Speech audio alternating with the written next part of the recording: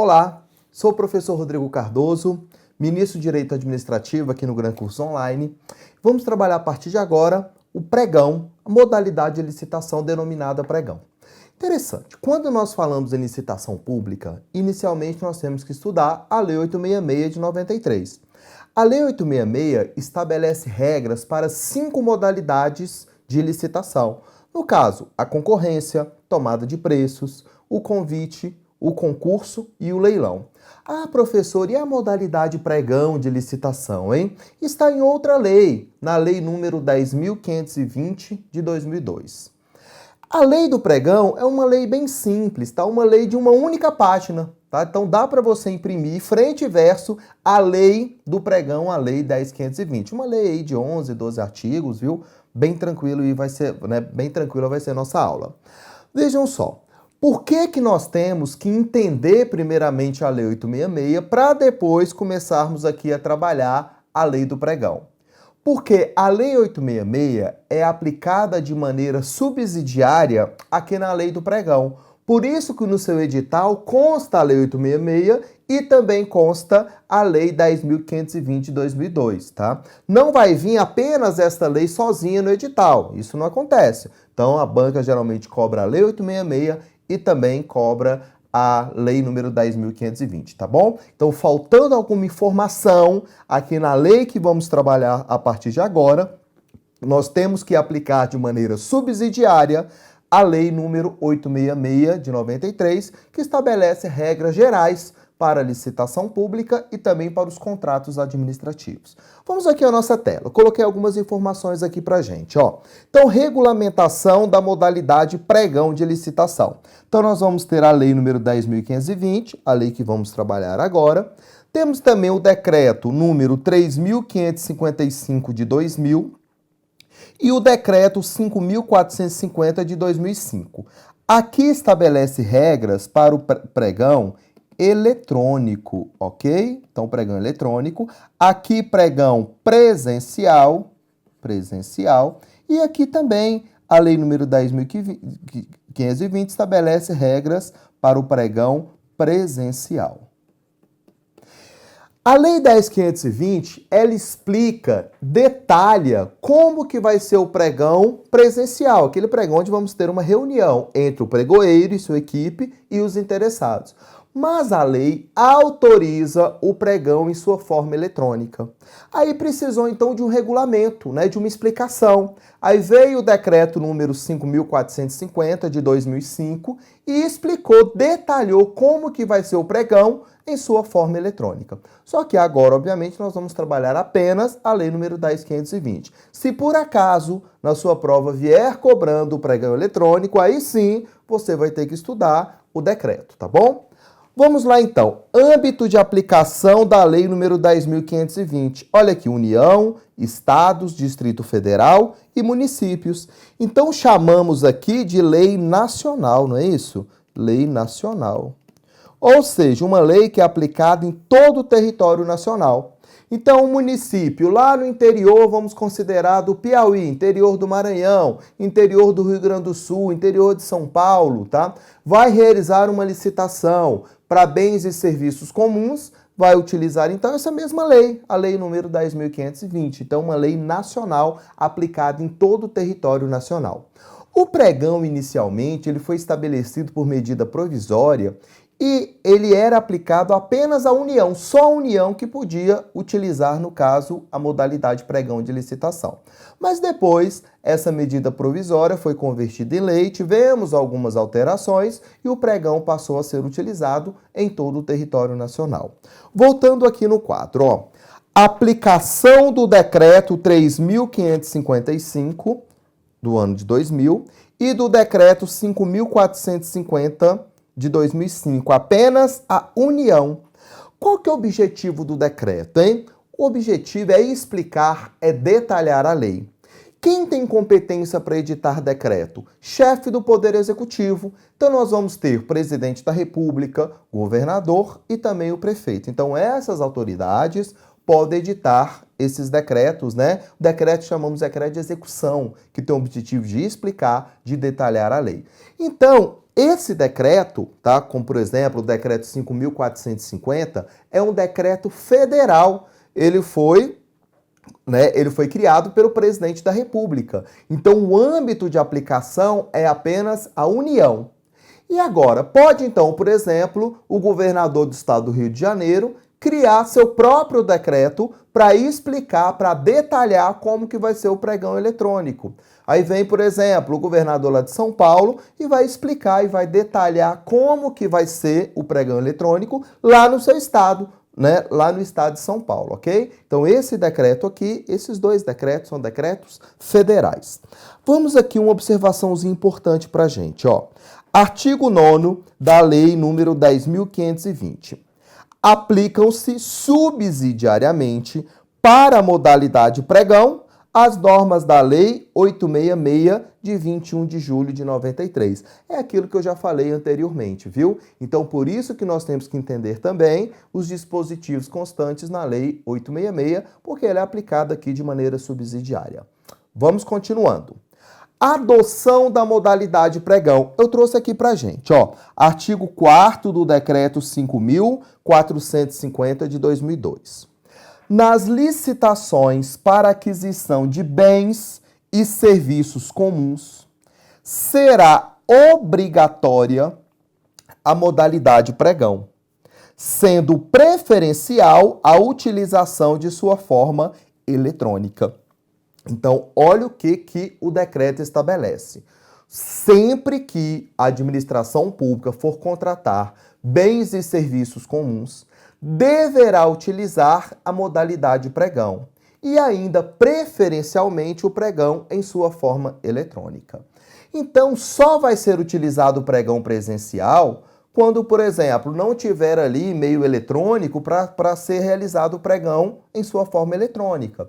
Então tem que motivar, tem que explicar o porquê que aquela determinada licitação não foi realizada pela modalidade pregão em sua forma eletrônica, e sim na forma presencial, ok? Então, se for utilizar o pregão presencial, tem que explicar o porquê que utilizou essa modalidade, né? Essa forma do pregão e não o pregão eletrônico.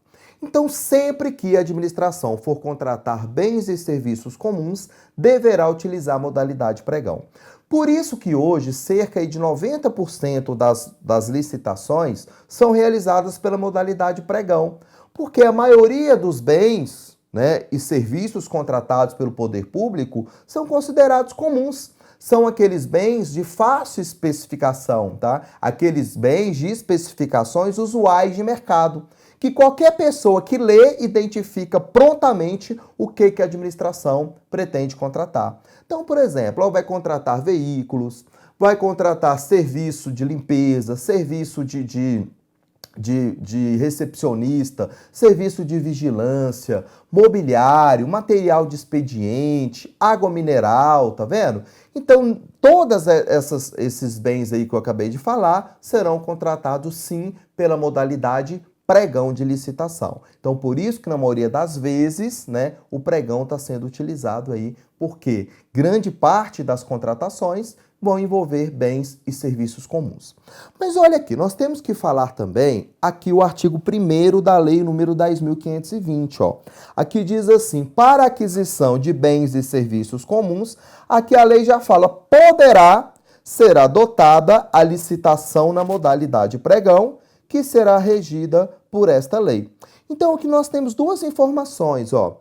Uma da Lei número 10.520, que diz que poderá ser utilizado aqui o pregão, e a do decreto 5.450, que é posterior, não é isso? Que é posterior, que diz que obrigatoriamente será utilizada a modalidade pregão para bens e serviços comuns, tá? Então lembra na sua prova, ok? Se por acaso, né, vier lá perguntando de maneira genérica que obrigatoriamente tem que contratar pela modalidade pregão para bens e serviços comuns, você vai pôr que está certa a questão, tá? Então vier lá, né? A modalidade pregão é utilizada obrigatoriamente para a contratação de bens e serviços comuns. Ótima questão, gabarito correto. Agora, se vier especificando, tá? Por exemplo, ó, conforme consta na lei número 10.520, tá vendo? De 2002, a modalidade pregão poderá ser utilizada para contratar bens e serviços comuns. A questão está certa também, tá vendo? Então, voltando aqui, ó. Então, a lei, voltando aqui no quadro, a lei número 10.520 diz que para aquisição de bens e serviços comuns, olha aqui, poderá nos dar ideia de uma questão discricionária da administração, não é? Agora, o decreto 5.450, desculpem aqui, tá? Professor que digitou errado, ele é de 2005, tá bom? Ele é de 2005, ou seja, ele é posterior aqui à lei, não é verdade? Estabelece, ó, que o pregão será utilizado de maneira obrigatória. Então, aqui já é um ato vinculado, tá? Então, observe lá na sua prova, é aquilo que eu já falei. Se vier de maneira genérica, você vai pela modalidade, pelo decreto, tá? A informação do decreto, que ele é mais novo. Tá? Agora, se vier especificamente perguntando segundo a lei número 10.520, aí você coloca assim que poderá, tá? É só uma questão aí para elaborar questão de prova para você acertar, tá bom? Vamos continuando. Objeto. Então, o que vai ser licitado pela modalidade pregão? Então, estamos aqui na lei 10.520, né? Parágrafo 1º do artigo 1º, ó. Consideram-se bens e serviços comuns para os fins e efeitos deste artigo, olha a definição aqui, ó. Aqueles cujos padrões de desempenho e qualidade possam ser objetivamente definidos pelo edital, por meio de especificações usuais no mercado. Eu coloquei alguns exemplos, ó. Veículos, água mineral, mobiliário, combustível, material de expediente, materiais hospitalares, serviço de conservação e limpeza, transporte, vigilância, garçom, assessorista, tá vendo? Lavanderia, telefonista. Então, são alguns exemplos aí de bens e serviços comuns.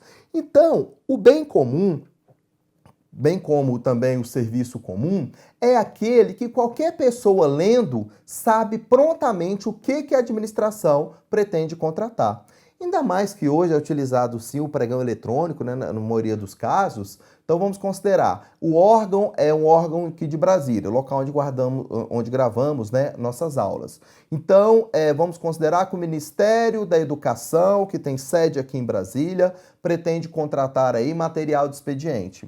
Logicamente, empresas do Brasil inteiro, né, irão participar dessa licitação. Então, até para aquela empresa que está sediada em outro estado, né, para ler ali aquele edital, automaticamente já vai conseguir interpretar o que a administração pública está pretendendo contratar, tá? Então, bens e serviços comuns serão contratados sim pela modalidade pregão e preferencialmente em sua forma eletrônica. Continuando, olha aqui, ó, importante para a gente. Na modalidade pregão, na forma eletrônica, aqui preste atenção, tá? Aqui pode ser forma eletrônica ou então na forma presencial, tanto faz. Não se aplica às contratações de obras de engenharia, então lembre na sua prova, obra não pode ser contratada mediante modalidade pregão. Bem como as locações imobiliárias, então quando, né, o Estado, o poder público for locar alguma coisa, não pode lançar esse objeto da licitação pela modalidade pregão. Geralmente isso aqui é feito pela concorrência, tá bom? E alienações em geral, ou seja, não pode a administração pública vender, né, alguma coisa pela modalidade pregão. Então vamos aqui, o que não pode ser utilizado, né? Qual o objeto que não pode ser ali licitado? Obras, não pode, né, contratar uma obra, um prédio, uma ponte pela modalidade pregão, isso de maneira alguma, é só para bens e serviços comuns. Também não pode para, né, quando a administração pública pretender alugar algum imóvel, tá? Geralmente essa licitação é pela modalidade concorrência. E também quando vai vender alguma coisa. Por exemplo, a administração quer vender alguns produtos que não utilizam mais, alguns carros que não estão sendo utilizados. Nesse momento, não pode utilizar a modalidade pregão. A modalidade própria é a modalidade leilão de licitação. Mas a grande questão que tinha uma controvérsia em relação ao entendimento são as obras de engenharia, porque serviços, desculpa, de engenharia. Porque obra de engenharia, aqui é pacífico, não pode ser contratado pelo pregão. Mas a questão, a controvérsia pairava em relação aos serviços de engenharia. Inicialmente, alguns falavam assim, não, serviço de engenharia pode ser contratado pela modalidade pregão. Outros já falavam, não, serviços de engenharia não podem ser contratados pela modalidade pregão. Veio o TCU, então, né, pacificando essa questão aí através de uma súmula, né, uma súmula administrativa. E eu trouxe a súmula aqui pra gente, ó. Súmula TCU 257 de 2010.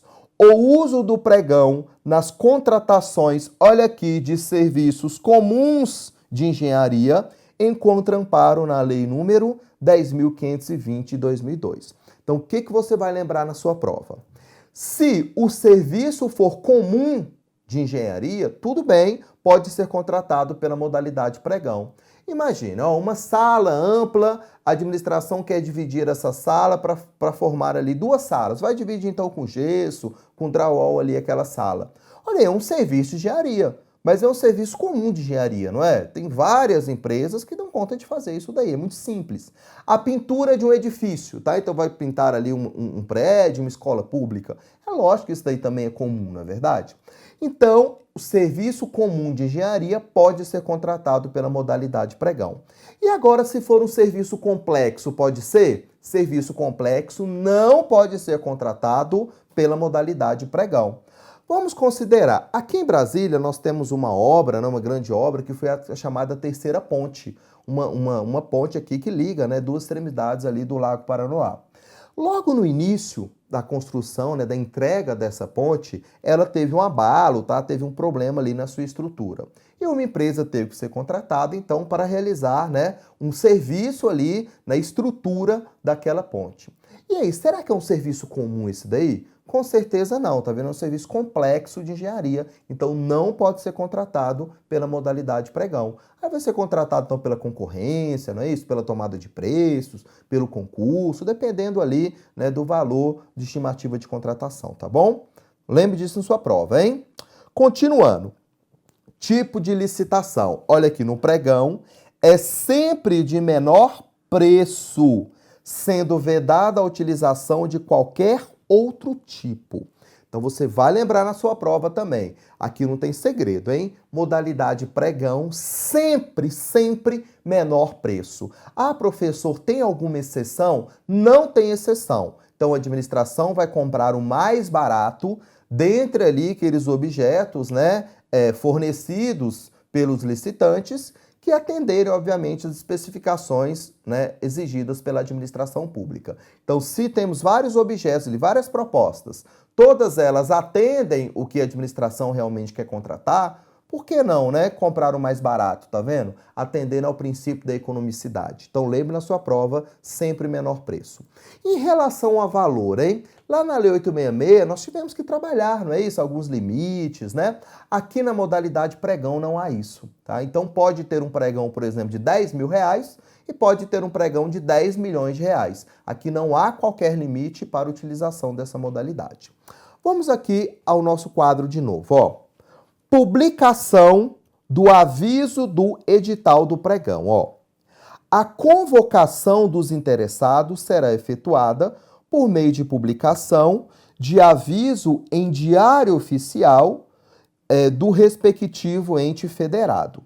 Então, havendo diário oficial, basta ali para publicação do aviso do edital.